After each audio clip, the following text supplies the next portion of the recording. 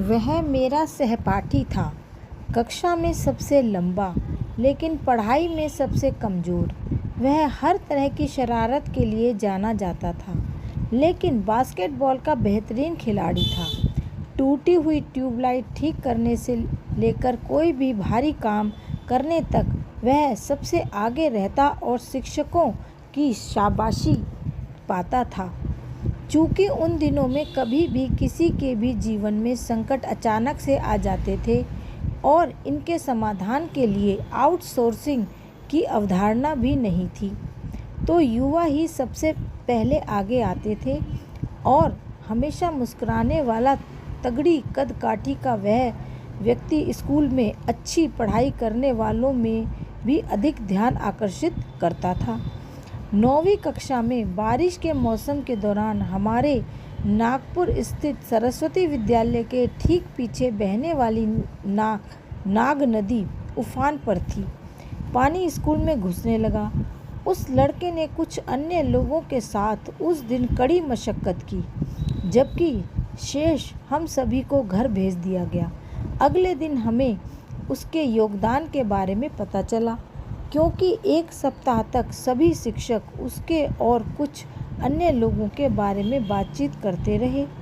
धीरे धीरे शिक्षक उसे कक्षा में और अधिक काम देने लगे, क्योंकि वैसे भी वह एक डिस्ट्रैक्टेड लड़का था जिसकी पढ़ाई में कभी रुचि नहीं रही। इसलिए वरिष्ठ शिक्षक उसे स्कूल के हर काम में इस्तेमाल करते थे, लेकिन निजी काम के लिए कभी नहीं।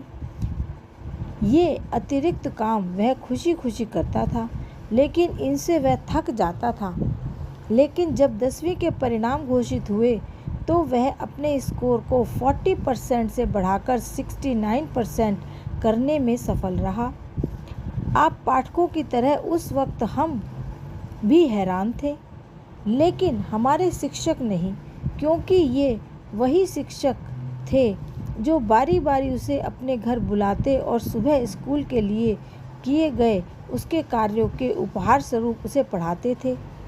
लगभग 3 दशक बाद एक स्कूल रीयूनियन में जब मैंने हमारे एक शिक्षक से इस वाक़ये के बारे में पूछा, तो उन्होंने बताया कि हमने उसकी ऊर्जा को अन्य गतिविधियों की ओर मोड़ा, जिससे वह शारीरिक रूप से थक जाता था, और हमने देखा कि उसकी शरारती प्रवृत्ति घट गई। हम सार्वजनिक रूप से उसकी प्रशंसा करते ताकि उसमें उत्साह का संचार हो। इसी से वह हमारे करीब आया। इसी लगाव के चलते हमें उसे पढ़ाई की तरफ प्रोत्साहित करने का मौका मिला, और उसका किया हुआ हमने प्राइवेट कोचिंग के तौर पर वापस लौटाया। उसके माता पिता से हमें सहयोग मिला और भाग्य से सब बढ़िया रहा। फंडा यह है कि हमें ही डिस्ट्रैक्शन यानी कहीं मन न लगने की पहचान नकारात्मकता के भाव में हो, लेकिन इसका उपयोग बच्चों को पढ़ाई से असंबंधित गतिविधियों में लगाने के लिए आसानी से किया जा सकता है। इससे नकारात्मकता को सकारात्मकता के रंगों में रंगा जा सकता है। यह आइडिया कभी आउटडेटेड नहीं होगा।